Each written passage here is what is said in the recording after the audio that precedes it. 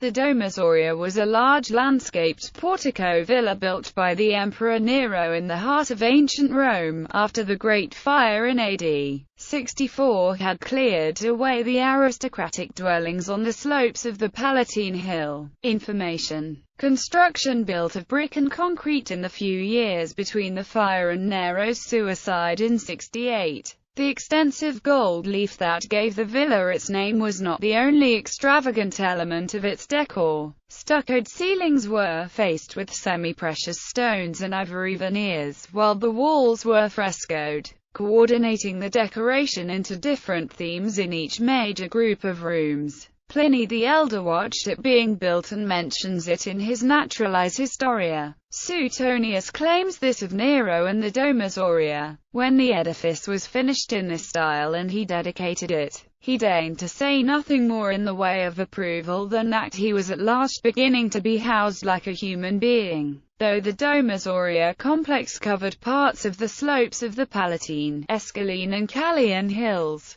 with a man-made lake in the marshy bottomlands, the estimated size of the Domus Aurea is an approximation, as much of it has not been excavated. Some scholars place it at over 300 acres, while others estimate its size to have been under 100 acres. Suetonius describes the complex's ruinously prodigal, as it included groves of trees, pastures with flocks, vineyards and an artificial lake, Rusinurb, countryside in the city. Nero also commissioned from the Greek Xenidoris a colossal 35.5 meters high bronze statue of himself, the Colossus Neronus. Pliny the Elder, however, puts its height at only 30.3 meters. The statue was placed just outside the main palace entrance at the terminus of the Via Appia, in a large atrium of porticos that divided the city from the private villa. This statue may have represented Nero as the sun god Sol, as Pliny saw some resemblance. This idea is widely accepted among scholars, but some are convinced that Nero was not identified with Sol while he was alive. The face of the statue was modified shortly after Nero's death during Vespasian's reign to make it truly a statue of Sol. Hadrian moved it, with the help of the architect Decrianus and 24 elephants, to a position next to the Flavian Amphitheatre. This building took the name of Colosseum in the Middle Ages, after the statue nearby, or, as some historians believe, because of the sheer size of the building. The Golden House was designed as a place of entertainment, as shown by the presence of 300 rooms without any sleeping quarter. Nero's own palace remained on the Quirinal Hill. No kitchens or latrines have been discovered. Rooms sheathed in dazzling polished white marble were given richly varied floor plans, shaped with niches and exedras that concentrated or dispersed the daylight. There were pools in the floors and fountains splashing in the corridors. Nero took great interest in every detail of the project, according to Tacitus' Annals, and oversaw the engineer-architects, Sella and Severus,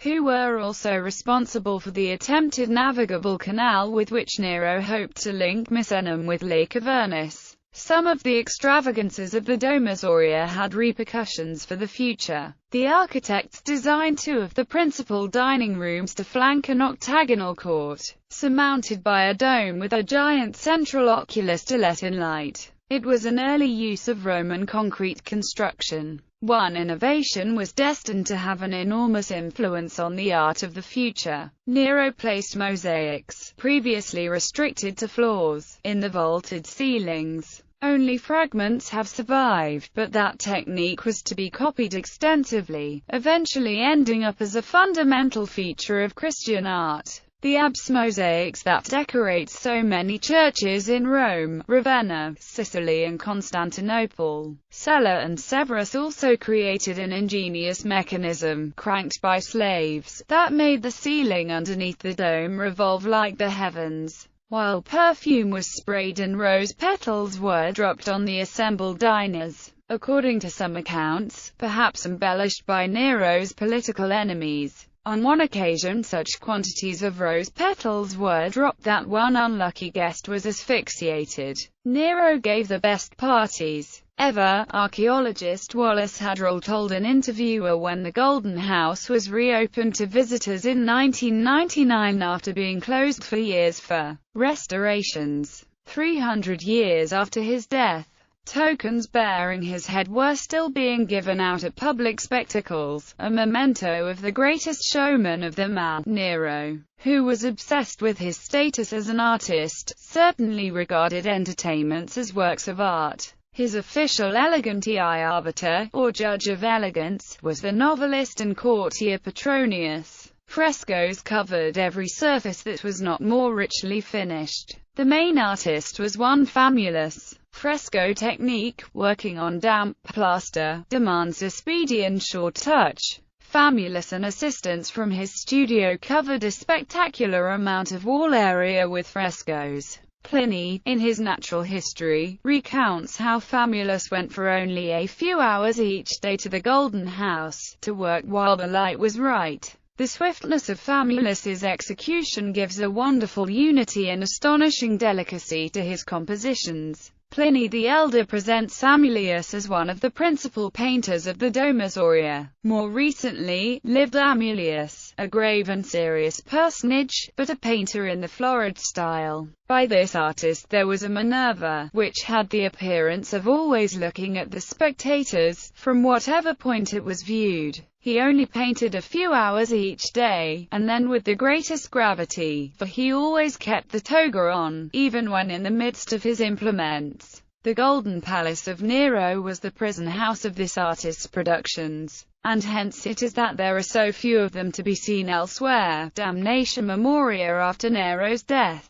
the Golden House was a severe embarrassment to his successors. It was stripped of its marble, its jewels and its ivory within a decade. Soon after Nero's death, the palace and grounds, encompassing 2.6 square kilometers, were filled with earth and built over. The baths of Titus were already being built on part of the site in 79 AD. On the site of the lake, in the middle of the palace grounds, Vespasian built the Flavian Amphitheatre, which could be re-flooded at will, with the Colossus Neronus beside it. The baths of Trajan, and the Temple of Venus in Rome were also built on the site. Within 40 years, the Golden House was completely obliterated, buried beneath the new constructions. But paradoxically this ensured the wall paintings' survival by protecting them from dampness. Renaissance. When a young Roman inadvertently fell through a cleft in the Esquiline hillside at the end of the 15th century, he found himself in a strange cave or grotta, filled with painted figures. Soon the young artists of Rome were having themselves let down on boards knotted to ropes to see for themselves. The fourth-style frescoes that were uncovered then have faded to pale grey stains on the plaster now, but the effect of these freshly rediscovered grotto-shade decorations was electrifying in the early Renaissance, which was just arriving in Rome. When Pinturicchio, Raphael and Michelangelo crawled underground and were let down shafts to study them, carving their names on the walls to let the world know they had been there, the paintings were a revelation of the true world of antiquity.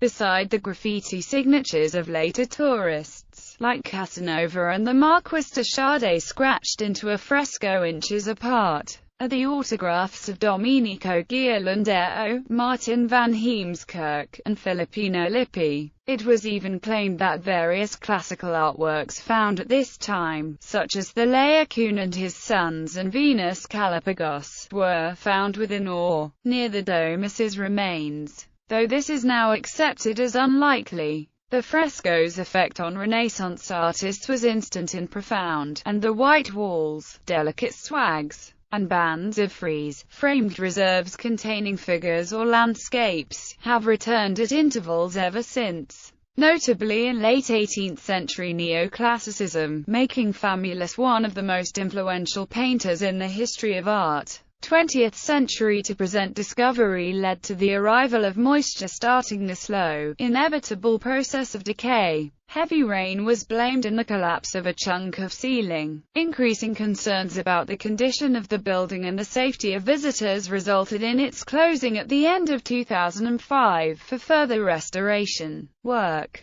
The complex was partially reopened on February 6, 2007, but closed on March 25, 2008 because of safety concerns. The likely remains of Nero's rotating banquet hall and its underlying mechanism were unveiled by archaeologists on September 29, 2009. The current administrative division of Central Rome places it in Ryan Monte. 60 square meters of the vault of a gallery collapsed on March 30, 2010. Commercial uses. The name Domus Aurea has in modern times come to signify wealth, opulence, and luxury. Commercial uses of the name have grown, ranging from luxury hotels to fine wines using the same name to market themselves to a segment of consumers that are aware of the historical significance as well as the indication of affluence that goes with the name Domus Aurea.